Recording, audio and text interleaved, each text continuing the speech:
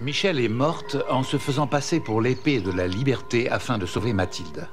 Quant au comte de Clermont, sa première tentative pour éliminer Mathilde venant d'échouer, il veut mettre un nouveau plan en œuvre afin de supprimer la sœur cadette de la reine Marie-Antoinette.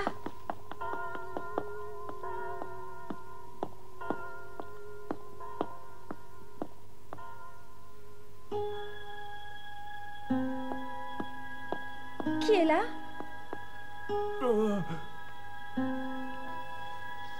Bonjour, je m'appelle Gilbin, je suis le nouveau domestique du couvent. Pouvez-vous me dire ce que vous faites ici? Oui, mademoiselle, je viens d'apporter les bagages d'une nouvelle compagne qui partagera votre chambre. C'est une nouvelle élève qui arrive au couvent? Oui, mademoiselle. Bien, je l'attends.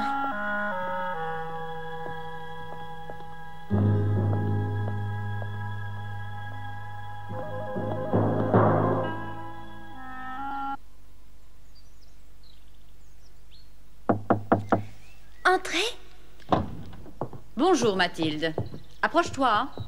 Je veux te présenter ta nouvelle compagne de chambre. C'est la fille du duc de Bruyères. Elle s'appelle Marianne. Marianne, je te présente Mathilde. Oh, je suis très heureuse. Nous sommes très vite amies, Marianne.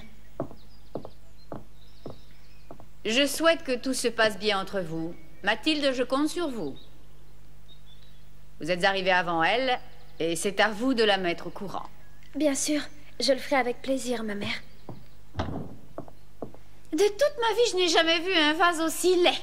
Je le changerai dès que possible contre un autre. Fais attention. Il appartenait à Michel. C'est un de mes plus chers souvenirs. Michel?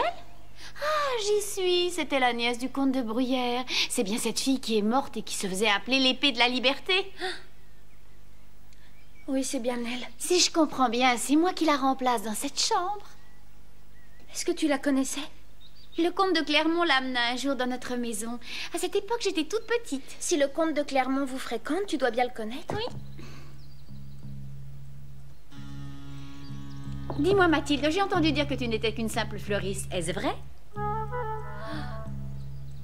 Alors, je ne peux pas parler du comte avec toi.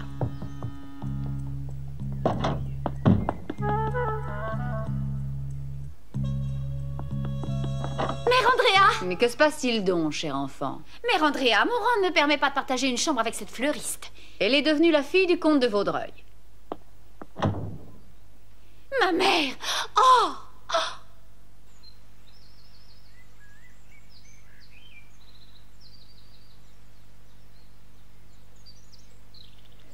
C'est étrange qu'elle connaisse le comte de Clermont et qu'elle arrive à l'improviste au couvent. Je dois me méfier.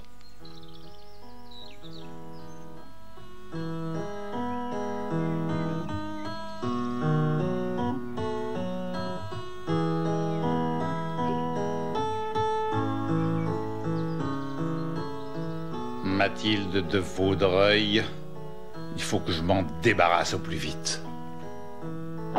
Avez-vous un moment, monsieur le comte? Pour vous, j'ai tout mon temps. Je viens d'apprendre que vous avez donné des ordres pour refaire les jardins du palais. Comme si cela ne suffisait pas, vous avez ordonné aussi de construire une serre et même un petit moulin à vent. Ce sont des travaux qui étaient prévus depuis longtemps. Il y a autre chose. J'ai su, par ailleurs, qu'une partie des fonds destinés aux travaux est allée finir directement dans vos poches. Monsieur le duc, j'espère que vous ne prêterez pas foi à ces mensonges honteux. Vous voulez dire que vous n'êtes pas contre un contrôle de vos comptes? Dans ce cas, j'aimerais avoir vos livres comptables dès demain. Si vous pensez que ces livres peuvent vous intéresser, comme vous voulez, je vous les apporterai. J'y compte bien.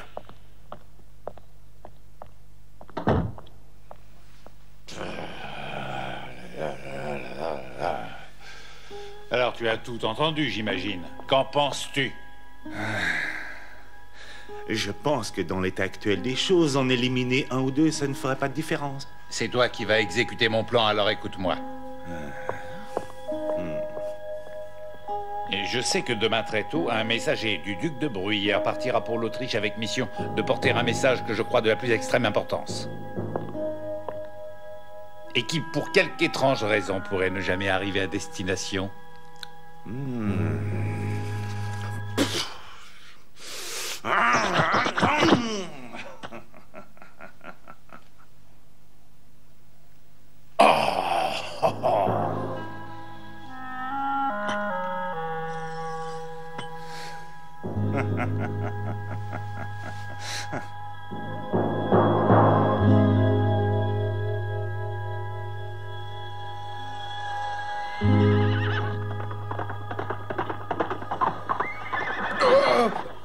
Mais qui êtes-vous donc? Je suis quelqu'un qui veut ta vie. Allons, courage, nous avons accompli notre mission avec succès en Autriche. Et nous serons très bientôt arrivés à Paris.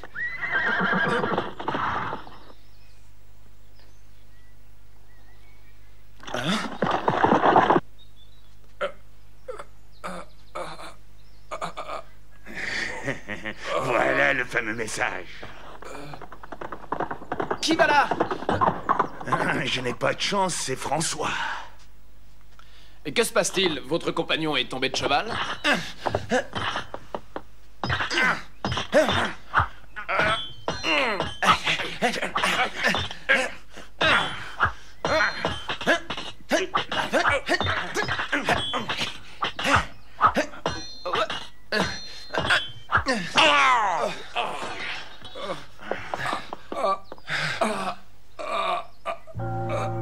Au secours!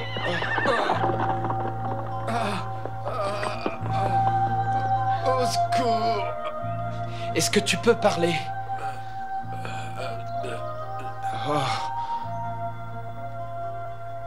Mais ce garde porte les armoiries de la famille du duc de Bruyère. Le message... Mais quel message? La lettre du roi. Raconte-moi, fais un effort. Parle! De quelle lettre s'agit-il? Qui t'envoie? Vite, dis-moi!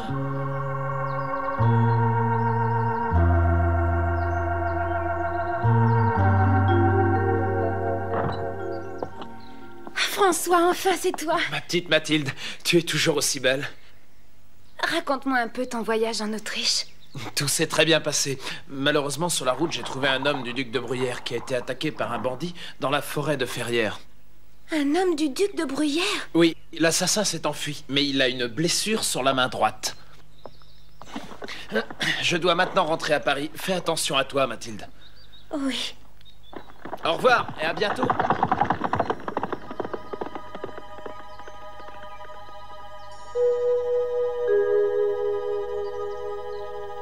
Espérons qu'il ne s'agisse pas d'un autre complot.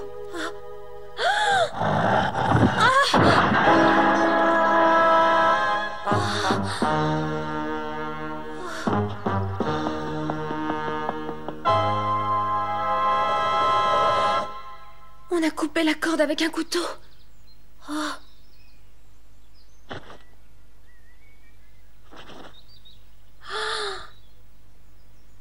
Ce sont les armoiries de la famille de Bruyère. Marianne, il est à toi ce mouchoir. Donne-le-moi. C'est donc vrai? Pourquoi as-tu voulu me tuer? À partir de maintenant, je te prierai d'éviter de fouiller dans mes tiroirs.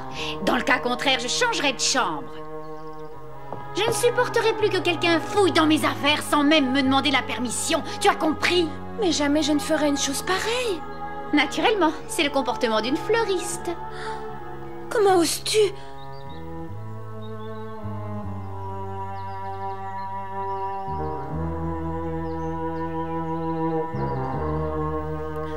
Marianne, ça suffit!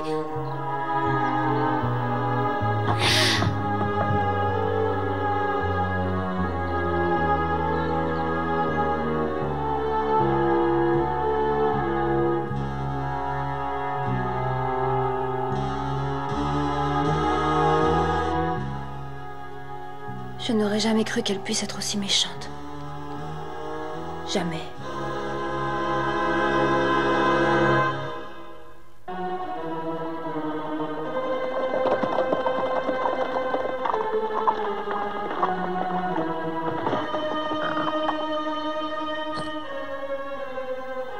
Qu'y a-t-il? Vous allez venir avec nous.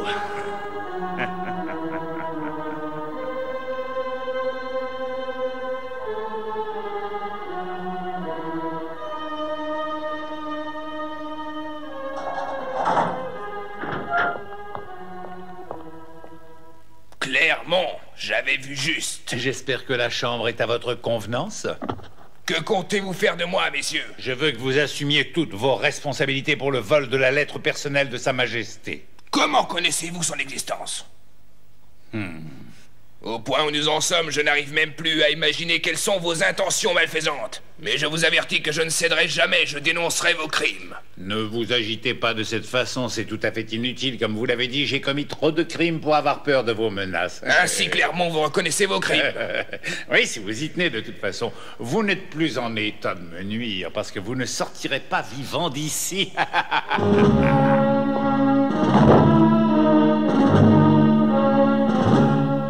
Tu n'as pas réussi, raconte-moi. Pardonnez-moi, mais au dernier moment, elle a esquivé le lustre. Tu me connais, tu sais que je n'accepte pas les excuses, je ne pardonne jamais. Et un échec est punissable. Je vous en prie.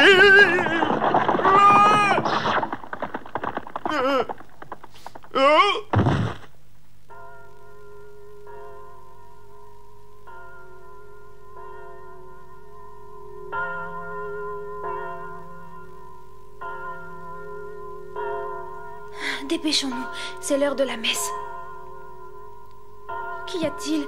J'espère que ce ne sont pas de mauvaises nouvelles.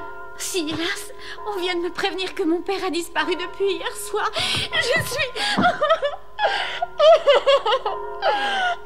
Est-elle vraiment aussi dure et orgueilleuse qu'elle aime le faire croire?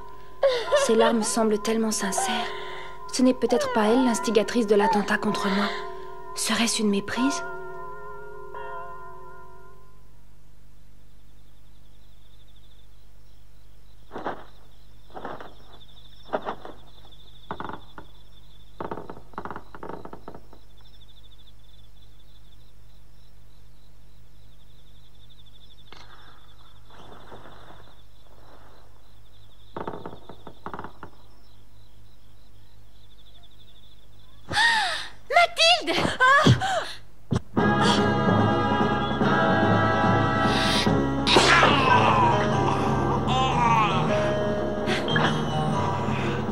La cicatrice.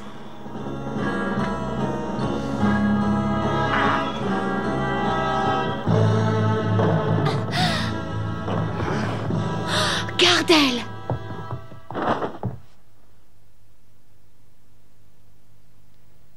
Oh, je dois vraiment te remercier, Marianne. Tu m'as sauvé la vie.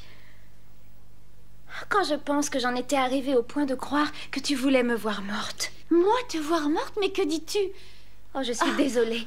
Pardonne-moi, s'il te plaît. Tu le veux bien? Ne t'inquiète pas, Mathilde. Et écoute-moi bien maintenant. Cet homme est un sicaire du comte de Clermont. C'est le lieutenant Gardel. Et c'est lui aussi qui, pas plus tard qu'hier, a tué le garde de ton père. Alors tu penses que c'est le comte de Clermont qui a fait enlever mon père?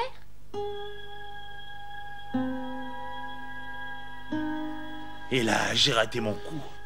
Tu auras certainement très vite l'occasion de te racheter, mais pour le moment, occupons-nous d'un autre problème plus urgent. Les gens à la cour se demandent ce qu'est devenu Bruyère. C'est pour cela que nous devons en terminer avec lui cette nuit.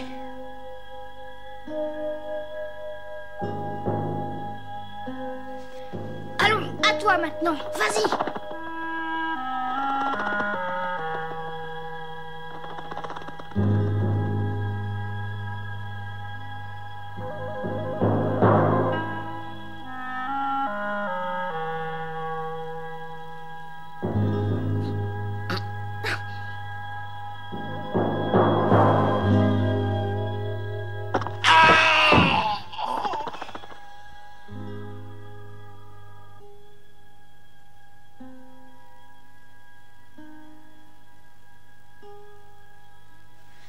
Où est-il enfermé? Attends, cette sentinelle va nous le dire. Laisse, je m'en occupe. Hé, garçon, arrête-toi! Comment es-tu arrivé jusqu'ici? Oh! Plus un mot, plus un geste. Ne bougez plus et dites-moi où est enfermé le duc de Bruyère. Le duc de Bruyère est dans une cellule des souterrains, je le jure. Oh!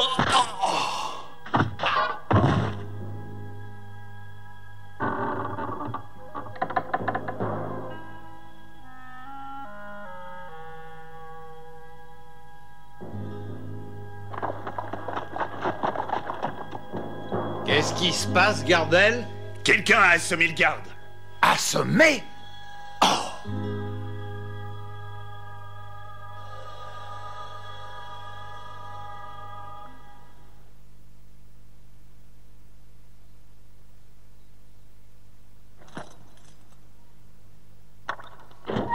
Non, ce n'est pas possible. Chut. Je vous en prie, suivez-moi sans faire de bruit. Comment avez-vous su que j'étais ici? Je vous en prie, je n'ai pas le temps de vous expliquer. Allons-y.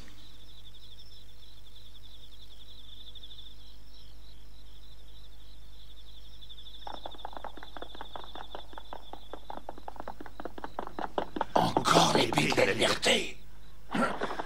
Qu'est-ce que tu as vu, Théobald? Clermont.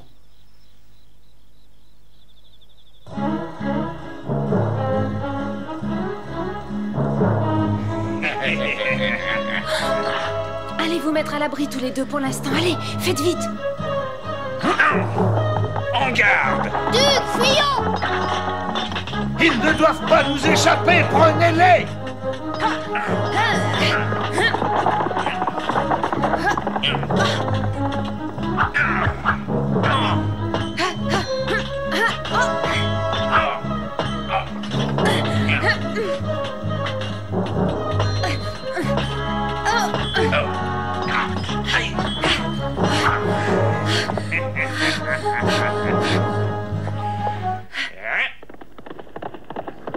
La tulipe noire! Sois tranquille, je vais m'occuper d'eux. Nos amis t'attendent à l'orée de la forêt. Mathieu et le duc sont donc hors de danger? Tu as bien deviné. Va vite les rejoindre. À bientôt, tulipe noire.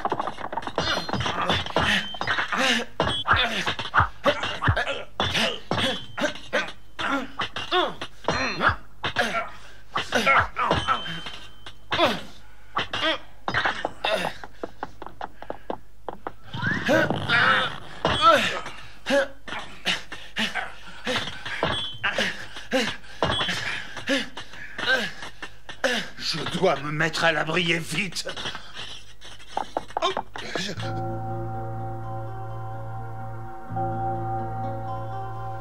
Voici l'épée de la liberté.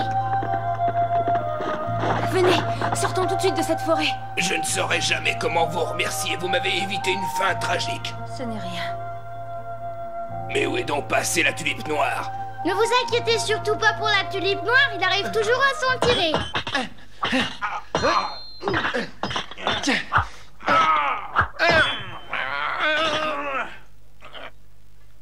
Alors? C'est donc toi qui as assassiné le messager du duc de Bruyères?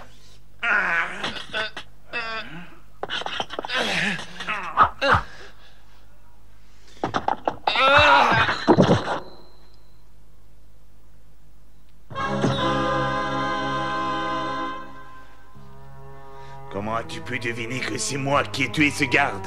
Cette blessure à la main droite me le prouve. En ce cas, il n'y a plus de doute. Tu ne peux être que François.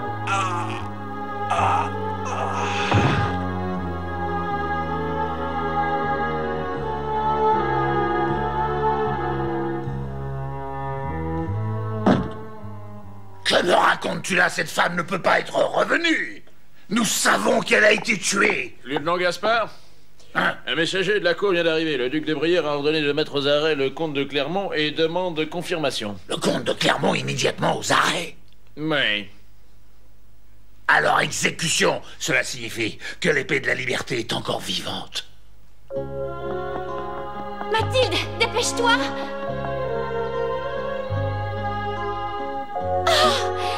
Oh, tu es sauf. Je t'en prie, ne pleure plus, ma chérie. Oh, je me suis fait tant de soucis pour toi. Viens, Mathilde, viens. Je veux te présenter mon amie, ma nouvelle compagne de chambre, Mathilde de Vaudreuil. Enchantée de vous connaître. Le plaisir est pour moi. La mère supérieure m'a parlé de l'affreux incident qui a failli faire de vous une malheureuse victime. Ce que je veux savoir maintenant, c'est la raison pour laquelle Clermont voulait votre mort avec tant d'acharnement. Pouvez-vous m'expliquer? Je crois que non. C'est vraiment dommage de ne pas en connaître le motif, mais dans tout ça, il y a une consolation. Grâce à l'épée de la liberté, Clermont est hors d'état de nuire. Alors, c'est l'épée de la liberté qui nous a sauvés. Si tu savais combien j'aimerais la connaître. Et toi, Mathilde? Oh oui, j'aimerais aussi.